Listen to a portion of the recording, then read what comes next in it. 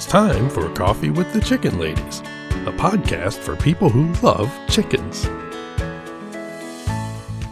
Hey everybody and welcome. It's Chrisie&Holly from Coffee with the Chicken Ladies. We're here and this is episode number 109 of our podcast where we talk about everything chicken, family, fun, and more chickens. More chickens. We drink a ton of coffee. I'm talking a ton. But most importantly, we hug chickens every day. And we kiss them too. Don't forget. We brew coffee from a little coffee house here in Bel Air, Maryland. Holly Ann, what kind of coffee are we brewing today? A classic French vanilla. It's yummy. So are you ready to sip some coffee and chat? I am, but first, a word from our sponsor. We have some exciting news to share from our sponsor, Grubbly Farms. This month, you can receive 30% off if you're a first-time buyer. I'm a long-time subscriber, and my flock love the healthy, nutritious treats. Orders $40 and more ship free. If you haven't heard, Grubbly's has a fantastic layer pellet and crumble feed. It's packed with plant and insect protein. It's perfect for those picky chickens and ducks. This offer does not apply to subscriptions and cannot be combined with any other discounts. It's a great time to try Grubbly Farms if you haven't yet. Use the code CWTCL30 for 30% off your first purchase. Try it today. Okay, so how are you doing? The holiday is done, but not technically done. We still have New Year's coming. How was your holiday? It was very, very nice. Are you feeling better? Yeah, I am feeling better. I'm not a fan of the cold weather we've been going through, but as far as holidays go, it was lovely. How about yours? It was good. You know, like since COVID, Christmas has been so quiet on this end because you can't see nearly as many people. And you were sick for Thanksgiving. And then after Thanksgiving, we all got sick. So we've kept it so small. But sometimes there is a very good feel. Very quiet, very laid back, Christmas dinner. I love it that way. You know, everyone slows down. You can talk and just relax. And it really celebrate the holidays together in a small group. Exactly. So I'm glad to hear that you're feeling better. Yeah, just so people know what we're talking about.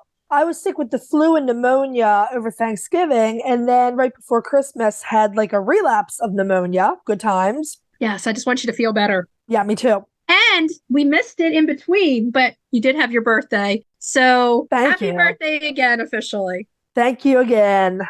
Okay. If you're listening to our show and you're loving it, head over to Apple Podcasts and leave us a written review. It does amazing things for the growth of our show, and we're like little kids. We love to read them. We call each other. And while you're there, hit that subscribe button so you never miss an episode. And it also really helps us grow a ton. If you're looking for some other ways to support the show, you can visit our Etsy shop, check out the items we have on our store. You can become a patron of the show. Visit patreon.com/coffeewiththechickenladies. Check out our levels of membership. You can tell a chicken-loving friend about the podcast and share your favorite episodes on social media. And the other thing you can do to help support the podcast is use our affiliate links and our discount codes and buy products from our sponsors. Yeah! Hey, Chris. Yeah? Do you like subscription boxes? Does it have anything to do with chickens? Of course. Then yeah. Let me take a minute to tell you about the Chicken Love Box. If you love goodies for your chickens and you need to go to chickenlove.com. I love the mega box. Tons of useful products for my flock and a chicken tea for me. You can't go wrong with a chicken tea. They are so cute and so soft. In the November box, I absolutely love that glass rooster cutting board and the woven chicken tea towel. I adore those Santa chicken hats and scarves, and I cannot wait to hang those chicken ornaments up on my chicken tree. Boxes start at $39 a month. They ship immediately after your order, and shipping is always free. Such a great deal. Don't wait. Get off the nest and click already. Use the code CWTCL50 for 50% off your first box of a 3-month subscription or more. That's chickenlove.com. That's chickenluv.com. Get your subscription today. Have you heard of Strong Animals Chicken Essentials? They make natural supplements for your flock. Strong Animals has used plant-based products and natural approaches to promote the health and vitality of backyard flocks. Their products contain organic essential oils, prebiotics, and other natural ingredients to support the immune system and digestive health. Give your chicks and chickens what they need to thrive with Strong Animals health products. Visit GetStrongAnimals.com today. The Breed Spotlight is brought to you by Murray McMurray Hatchery, defining quality for generations. For over a century, Murray McMurray Hatchery has remained a trusted family-owned business, working tirelessly to ensure our poultry meet the highest standards. Whether you are an experienced enthusiast or just embarking on the journey, look to McMurray Hatchery for guaranteed quality, rare, and heritage breeds, low minimums, and all the supplies you need to raise your flock. Request a free catalog today. Da da da da da da da da. Now bright for the Breed Spotlight. Happy New Year, Breed Spotlight, yeah. Yeah. We're coming into our second holiday. It's the new year. Yay, ring in the bells. So this week's Breed Spotlight is The Olandsk Dwarf. Oh, yeah, baby. Now, we love some little chickens. This is a true Bantam breed. And let's tell everybody again one more time. True Bantam means there is no counterpart that's big of this chicken. Right. So this particular true Bantam breed was developed in Åland. Åland is an island off the coast of Sweden. The Olandsk is a very tiny, very pretty, and very rare chicken. They're speckled or spotted. Think Swedish flowers, but they are a separate breed. They're not related. You get speckled or spotted, and you get our type of chicken all the way, and a tiny one at that. Oh, my God. These little chickens are exquisite. So they're a landrace breed, and they have no official breed standard, but there's this core of dedicated breeders working to make sure that the breed stays around. And there are breeders in a lot of different countries, not just in Sweden. Being a landrace breed, I'm just going to reiterate what that is for everybody one more time. It means that there is no breed standard. In some cases, there is. In some cases, the country of origin has decided that they want the bird to have a standard so it can be shown. But for whatever reason, with the Olandsk Dwarf, there simply isn't. There just isn't a standard. Now, Åland, the island of Åland, is Sweden's second largest island, and it has been inhabited since about 6000 BC. Well, that's a long time. I was curious, so I went and I looked up the largest island, and that is Gotland. Now, Gotland, the island of Gotland is famous for these absolutely gorgeous silver and black sheep. And curiously enough, you can find them on Åland too. This Åland, it makes me think of Olaf and Frozen again. This makes me think like we need to be there. I actually was pretty sure that you would say that at some point during this Breed Spotlight. The island is connected to mainland Sweden by a very long bridge, and it's a popular holiday destination, as you can imagine. Agriculture is one of the main industries on the island, and it is also well known for the power-generating windmills that you'll find there. Nice. Now back to the bird. It's a speckle breed. Right, like the Swedish flower. And so most of them are speckled or spangled with white spots on the end of their feathers. Their colors, they're absolutely exquisite. I mean, you've got to look them up if you've never seen them. They're so pretty. These are like their background, their base colors. Again, the same way a Swedish flower has them. You might find a bird with, say, red background or black, white, or gray. And they have straight combs, red faces, red earlobes, yellow or pale colored legs. So they're really beautiful. They're really gorgeous little bantams. They're so cute. They're absolutely exquisite chickens, honestly. Look them up. They're so gorgeous. So the early history of the Olandsk, it's unclear. According to Greenfire Farms, their foundation breed on the island, they were simply known as British garden hens. Geographically, they were just right there where they were, and they were a breed that just roamed around and bred with each other. And the whole British garden hen thing is really interesting. Obviously, a garden hen would fit for a bantam because they're largely ornamental. We don't like that word for chickens. Right. But like a pretty chicken that roamed around the garden, essentially. And obviously, they were from the UK. They're British garden hens. And they're speckled and spotted and look like they could be a flower themselves. So I can kind of see where that title for them came from. They've been on the island for a few hundred years, but the breed ran into really serious trouble during the 1980s. You don't always hear the 80s in trouble with the birds. I guess it took a little longer than some of the other breeds. This is not to say they didn't have rough patches through their whole existence. But by 1989, there were only 54 of these bantams left. That's it. That's so it. Someone had to step in and start some conservation work. We talk about this all the time, but the importance of that person that steps in, it's so important for that person to say, okay, let's do something. And they did. Exactly. Now, Greenfire Farm imported a batch of Olandsk Dwarfs in 2012, and then in 2014, they imported a second unrelated group. The result is that now they have an absolutely beautiful breeding line of these little birds, and they love them. They're They're cuties. really pretty. Now, this is another interesting detail. I'm used to bantams that lay pretty well because I have nankins, and nankins are reasonably good layers, and they have actually a good-sized egg for a bantam. But, and this is unusual for true bantams, the Olandsk hens are very good layers. They will produce well over 200 cream to white color eggs per year, and they do go broody. So 200 is my standard for a really good layer. We're talking over 200. And for breeding purposes, they're going to go broody for you. You just had Martha go broody, and you had last year used the incubator, and you said the experience was so different and so much easier with the broody hen. So yeah, it's the way to go. I don't have the same relationship with these babies that I had with the ones in the incubator. You were closer to the incubator babies because you were their mom, basically. Right. And Martha, we've just let Martha do what she needs to do with this clutch. So with the Olandsk, the hens will co-mother. So if you have two hens broody at the same time, they'll watch each other's clutches. Yeah. Which probably is really good for break time. Roosters will sometimes even help with the babies. It's just incredibly adorable. I mean, they're tiny. They're going to help everybody out. That is just that anti-frame of mind. It's awesome. It's fantastic, really.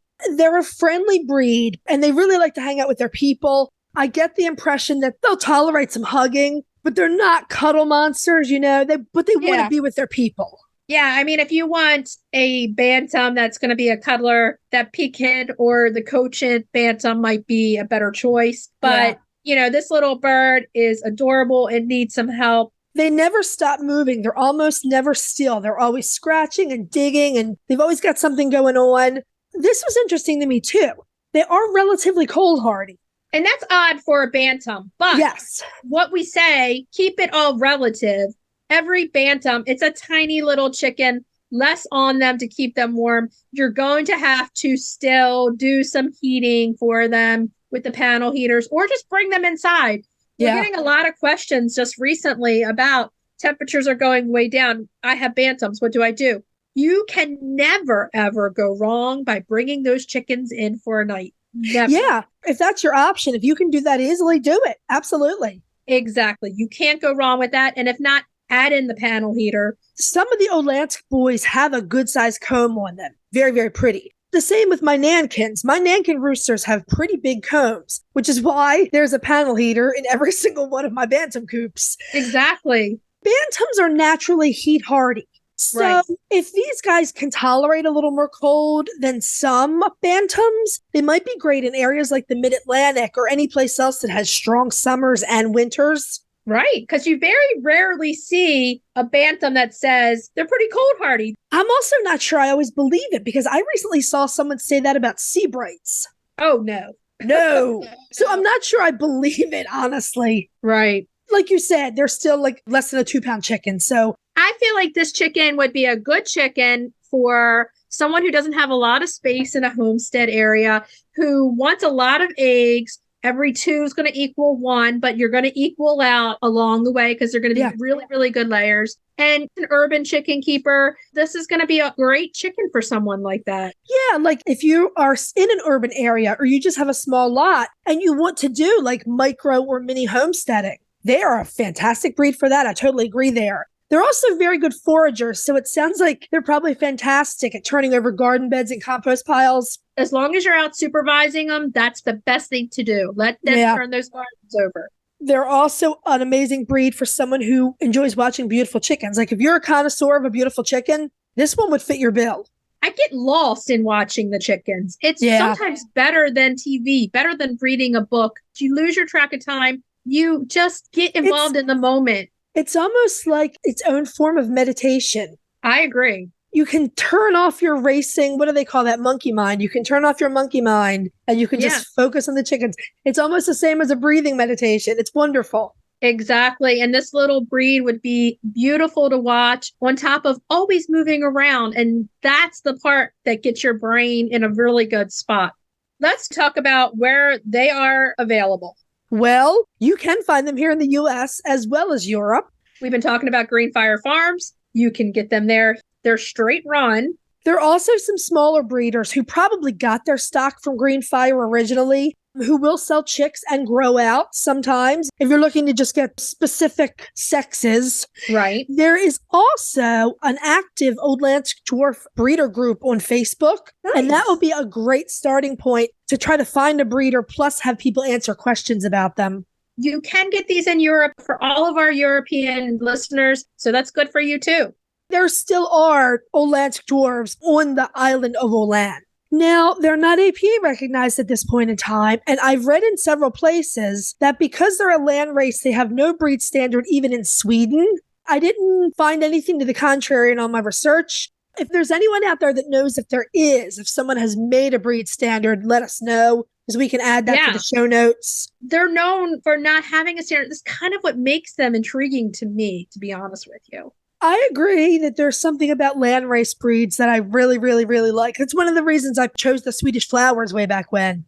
The Icelandic, when you look at them, it gives you that same feel. There are so many different looks that they can have. And I have talked about this plenty of times, but you can have all one type of chicken and a different looking flock. There's something really good about that. So if you're out there and you have this beautiful dwarf chicken, send us a picture. We would love to see. We will give you a story on our Instagram. We love to see your chickens. Send them over.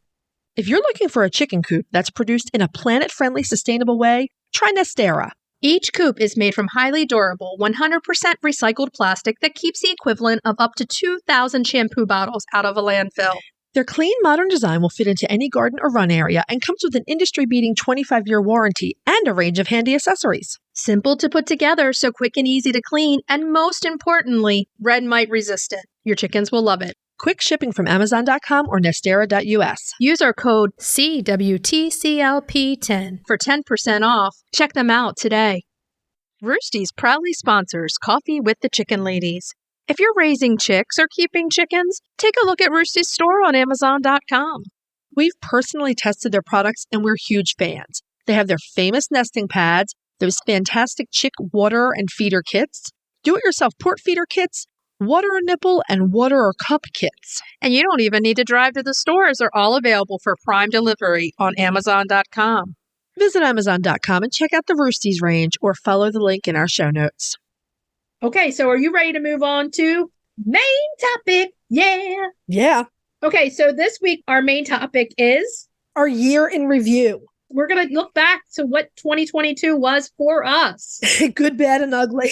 Oh, Lord. I mean, there was plenty of good. It was another full year of doing this podcast and working with fantastic sponsors and businesses and chicken keepers. Yes, the podcast is one of the highlights for both of us. And having this business with each other is a highlight for each of us. Knowing each other over 40 years and doing this together has been amazing. And last year was an amazing year for our podcast. Like you said, lots of new sponsorships and made lots of new friends around the world with chicken keeping. So that part was amazing. Yes. Just overall highlights, one of the things that I've been super excited about, and I know you have too, is writing blog breed spotlights for Murray McMurray Hatchery. I've been so excited for us to work with McMurray Hatchery and do their breed spotlight monthly.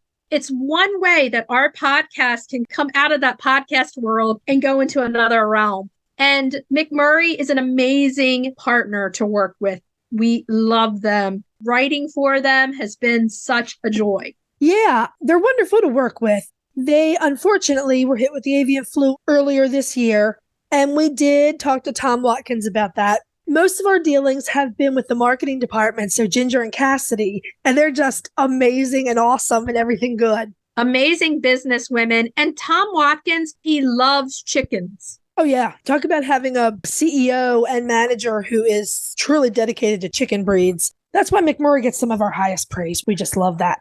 They're completely 100% transparent, and we love that about them. They're just such nice people. We'll mention a few people that we've continued to work with throughout the year that earn our high praises that we love. Fiona from English Country Life has been an amazing contributor to our podcast. She has done roundtables with us every month this year. She also is an amazing Orpington breeder over in the UK and has become such a dear friend to us. We love working with her. Absolutely. We've also continued to work with Dr. Rebecca on the show, and personally, since she's our chicken vet. What an amazing woman. Her dedication as a vet is second to none. She legitimately loves the poultry. She works with us to solve some really crazy issues. And she and her husband were blessed with their little miracle baby this year, and we couldn't be happier for them. Exactly. She has been such an amazing contributor to the show. She has turned into a friend. And I think the friendships over the year have just grown and blossomed. And it makes it even more of a joyous thing to do this podcast. She is our chicken vet. So we have a very personal relationship with her. She and another veterinarian did win honors for being the two best poultry veterinarians out there. So we congratulate her for that also. We've worked with a lot of amazing people over the year. We have. Something fun that we did this year, we were cast on the kids podcast, The Big Fib. Some of you may have seen the Disney TV show. We were on the podcast, which is Gen Z Media. Essentially, they did a chicken episode. And if you've never seen the show, they have two adults come on the show. One is an expert and one is a liar. And they have a kid who is the contestant, and they have to figure out who the expert really is, who the liar is. Chrissy very kindly let me be the expert. It was great. But we'll leave it up to you. Maybe you can go over to the Big Fib and listen to it and figure out if I was the expert or the liar. Yeah, that was fun. We did have some downsides. In the summer, we did have a very bad storm hit our area. It was a very short storm, but very violent, and tore a massive big apple tree into my chicken run. Thank God all 7 chickens that were in that run made it through. The Amish coop withheld the weight of the entire tree while the chickens were under it. You may have seen it on our social media. So this year we rebuilt bigger and better than ever. Another run over here at the Carlo Farms. At one point, we had how many chickens in my garage living while we rebuilt? You had a lot. Plus you had 2 broods in there. Yep. On my side, we continue to struggle with the zinc poisoning issue. Essentially, if you haven't kept up with the show, we had a couple of sudden deaths. And as devastating as that was, we eventually figured out that the problem was zinc poisoning. Our little farm here, the previous owner had just been dumping fertilizer wholesale and contaminated it with heavy metal in the form of zinc. Right. Dr. Rebecca worked with us on that. And we have just been putting layers and layers of new dirt and chips in our runs. I feel like we have made great progress. Every now and again, one of the hens will show a few signs and we'll give her the chelation therapy to get her through. Obviously, I'm heartbroken over the couple of hens we did lose. And there were some times of enormous anxiety as we were trying to cure some of the other ones of zinc poisoning. On the other hand, it has given us a huge tool that almost no one in the poultry industry talks about or has dealt with. Right. So it was really, really important in that way. It was. We got some new chicks this year, which were always fun. Holly got 9 chicks. I got 8 chicks, one of which had a failure to thrive, which was Clover. It wouldn't be fair for me to not mention her in this because that little chick fought through some hard times and the darkest times, and you didn't think she was going to make it. And she did, and she's thriving now. She is a special needs chicken, but one that can live within her flock, which is truly amazing to me. You can follow her story over on our Instagram and Facebook pages. Clover was injured during her transport to us. It was a hard few months, basically, getting her back up to speed. Well, you've done an amazing job with her, and she looks fantastic. She's a very special girl. Some of our listeners are just in love with her. Before we go into some of our favorite things for the year, just going to very quickly mention my llama Skippy.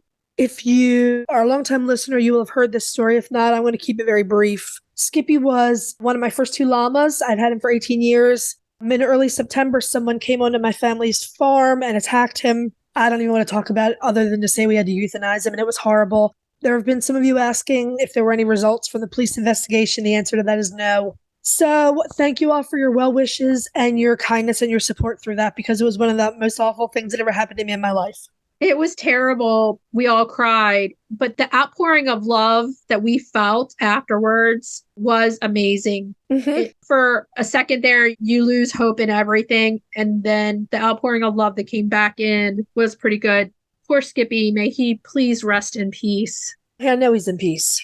That changed me in a fundamental way that I can't really put into words. Yeah, that's a hard thing to go through. I mean, it was hard as your best friend to go through it. So it's a million trillion times harder for you to go through.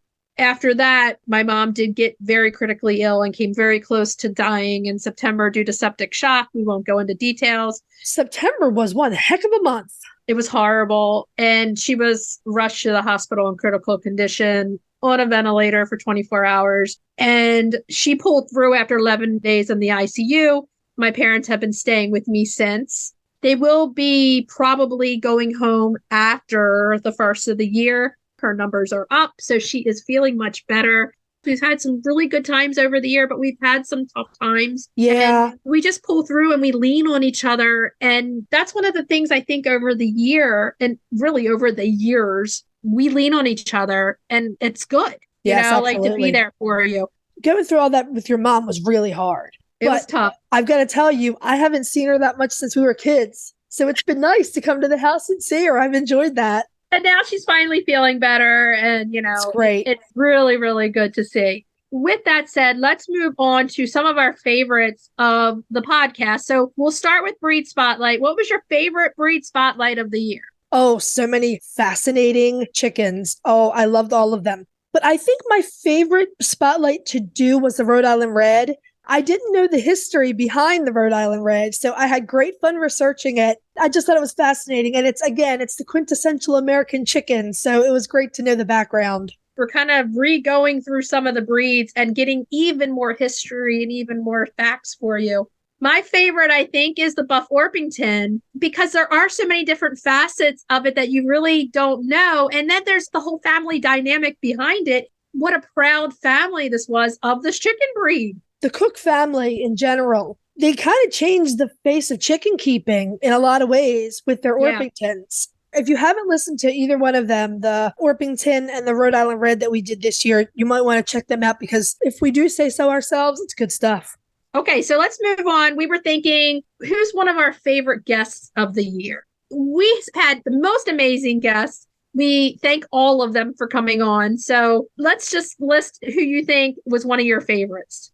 This was really hard, but ultimately I picked Dr. Jeanette Behringer from the Livestock Conservancy when she came on to give us the results of the 2021-2022 poultry census. That is such important work that the Livestock Conservancy does, keeping records of these birds so we know where the conservation work needs to be directed. And Jeanette, I love her as a guest because she has so many stories and she knows so much history. It was a little bit of a quieter interview because we were all focused on these numbers and how many birds have ended up on the critically endangered list, but so important.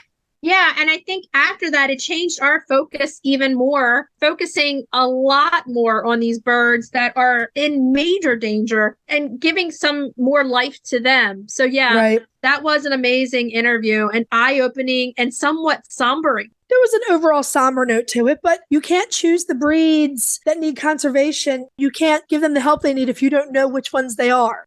With my favorite, I'm going to go with one of the most inspiring women I think I've ever had the honor of meeting, and it's Jane Howarth from British Hen Welfare Trust. Yeah. I remember that day we sat down and spoke with her afterwards. I was almost in tears because she is so inspiring and started off as one woman with the classified ad in the newspaper and started this great rescue and basically abolished battery hens in the UK. One woman. She is truly one of the most inspiring women I've ever spoken with. We finished that interview and I was like, I need to go save the world now. She's inspiring. She's charismatic. I loved speaking with her. She's just such a lovely person and has such a huge heart, so intelligent. And a great sense of humor under all of that. You want to put the super cape on after you talk to her and you feel like if she can do it, you can. And you want to go out there and help as many chickens in the world as you can. So save all of the animals. I want to go save all the animals. Yeah, that would have to go down as my favorite for the year. How about recipes? Do you have a favorite recipe that we did this year? All the recipes are so good. And I love the fact that we bring awareness to there's eggs in everything because we do sweet, savory, baked, dinner, lunch, snack, drinks. I'm so proud of Ella, my 13-year-old. She has taken to baking so much lately. Yeah. She loves to bake from scratch. She just makes up the recipe or she finds a recipe and she changes it to the way she wants it. My favorite recipe is Ella's baked churros. She one day just got up and said, I'm going to make churros today. And she did. And they were amazing. That's fantastic. And that's what I said. I was like, couldn't you have chosen an easier recipe? I mean, churros are kind of complicated, but she just did all the steps. And we were actually recording while she was working on the recipe. So she couldn't find your piping bag and couplers and things. Yeah. So she just made one. She just got a Ziploc bag and said, okay, this is what I'm going to do. Hit the tip and did it. Yep.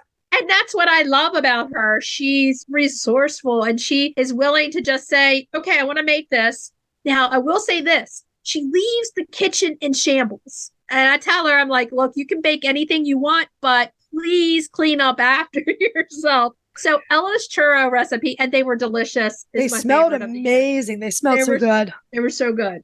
I think mine is my strawberry rose celebration cake. Yes, the funfetti. We had the fireworks coming out of the top of it. Yes, that's right. You're going to have fireworks shooter. That cake I love for a couple of reasons. One is that, as we often do in the months of June and July, we're really, really zeroed in on early American history. And we were doing a couple of early American cookbooks, and we discovered how often rose water was used. I have to say, it's one of my favorite things, too. When we sat there and went through that little cookbook, it was so much fun. It was fun, yeah. We were reading the recipes in our version of early American. Yeah. It's so much fun. Ridiculous. So the strawberry rose celebration cake, the other thing I really love about that is that I used my own roses in it because I have tons of roses all over my place. So it's a triple layer almond and vanilla cake with layers of strawberry rose compote in the middle and just some of the most ridiculously good frosting ever. That was a real favorite. I love that one. Yeah, it was good.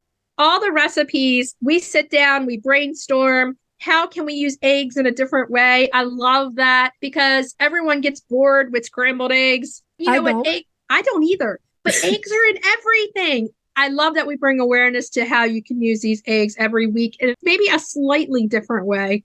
So all in all, it was an amazing year. We had ups and downs. Thank you for being my BFF and being there for me for the downs because it means a lot. You know me, a woman of few words.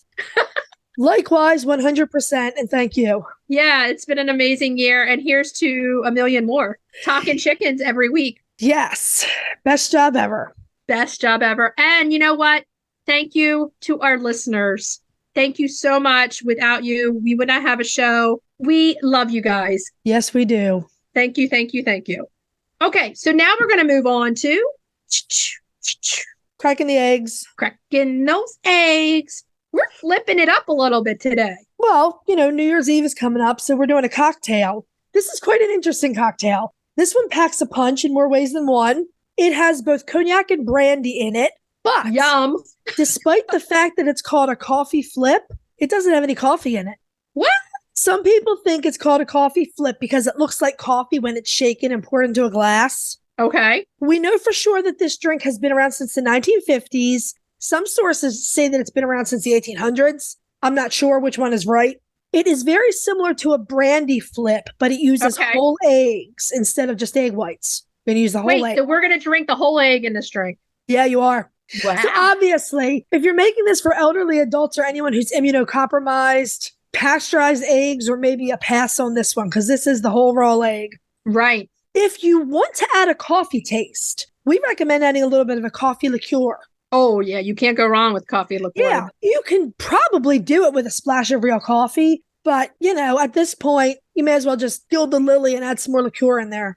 Okay. So let's go over the ingredients that are going to be in this drink. You're going to have 1 whole egg. 1 teaspoon of powdered sugar. We kept that version because it's simple. Many recipes for this cocktail call for simple syrup. And some of them call for simple syrup made with Demerara sugar. And Demerara sugar, if you've ever worked with it, is like a less refined. I've never worked with it. I quite like it. I usually have it on hand. It's a less refined sugar. It tends to have a little bit more of a complex flavor. It's like a tiny taste of molasses or brown sugar to it. I can't put it into words. It's very good though. Okay, so an ounce of brandy is next. An ounce of port. And 2 teaspoons of light cream or oat creamer. Yeah, that's optional. You don't have to put the oat creamer in there. Of course we did because yum. Why not? Come on. Right. So you put all that in your shaker. With your ice and you shake it. Yep. Strain it into a glass. You want to strain it because you don't want extraneous egg bits in there. And then grate a little nutmeg on the top of it. A long time ago, I think when I first got married and I was just kind of learning how to cook and bake and everything on my own, I remember somebody saying to me, never use anything but a whole nutmeg and grate it. So I always had like whole nutmeg. Me too. I wasn't the one who gave you that, was I? No, it was somebody like older. And it is so true because that flavor is so striking. And when you use the whole nutmeg, it's even more. So here's the last thing that we say. Do not drive after you drink this. Do not drive after you drink this. This is one for like a nightcap. Try it. Tell us if you like it. Send us pictures if you make it. We would love to see it. So let's move on to retail therapy.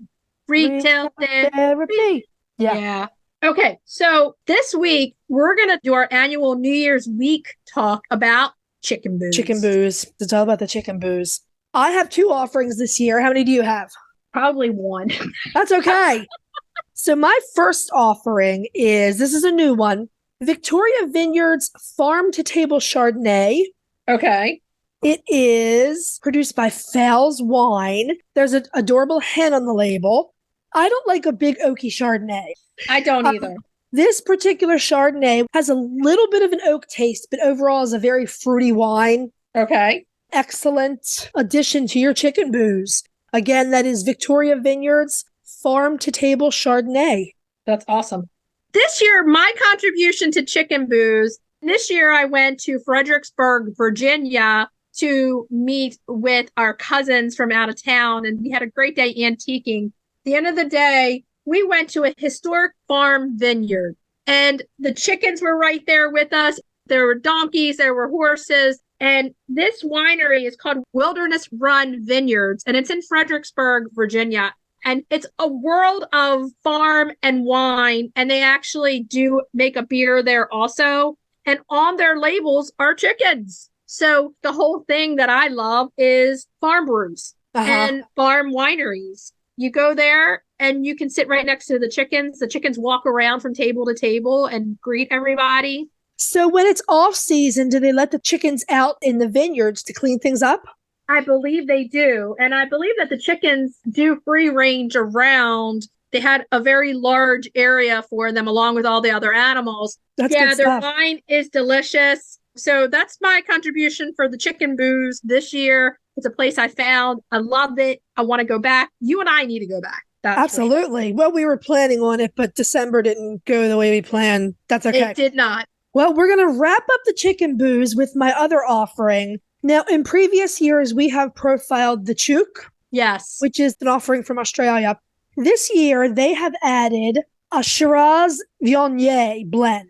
Nice. So this is not their sparkling Shiraz. This is a Shiraz that they blend with Viognier grapes. Nice. And essentially, it takes that kind of almost spicy red wine and adds some fruit flavors to it. I used to like the most complex and strong red wines you could drink. And now that I'm 50, I find my stomach doesn't like them as much. So I think that this particular blend might be one that I'll try. That sounds awesome. And if you know chicken booze that we have not mentioned over the last 3 different New Year's episodes, send us a message. Let us know. We'll showcase you. We love doing this. So should we tell everybody what we're going to be talking about next week? Next week, our Braid Spotlight is a listener request. We're doing this for, and I'm not sure if I'm pronouncing her name correctly. I'm not sure if it's Camilla or Camilla. Either one is beautiful. She requested we do the Australorp. We're doing a 2.0. Can't wait. Australorp 2.0. Our main topic, we're talking New Year, new chicks. Yes, some reminders and some chat about all the new chickens you can get. Oh, yeah. Cracking the eggs, we're doing breaded, fried whole eggs on balsamic greens. We'll tell you the story behind this. Chrissy came out with this one. And for Retail Therapy, we are doing a vintage dive into the Federal Glass Company's chicken offerings. I bet you everybody has some somewhere in their house. I have some. I do too. Okay, so happy New Year. Please have a great New Year's Eve and a New Year's Day. And what should we tell everybody to do until next year? Hug your chickens, tuck them in safely, and go drink some chicken booze. And kiss them too. Don't forget. Happy New Year. We'll talk to you next year. Bye-bye. Bye. If you'd like to see more of us, please follow us on Instagram at Coffee with the Chicken Ladies. If you'd like to help us grow the podcast, please leave us a written review on Apple Podcasts. If you'd like to become a patron of the show, please visit our Patreon page, patreon.com/Coffee with the Chicken Ladies. Thanks for listening.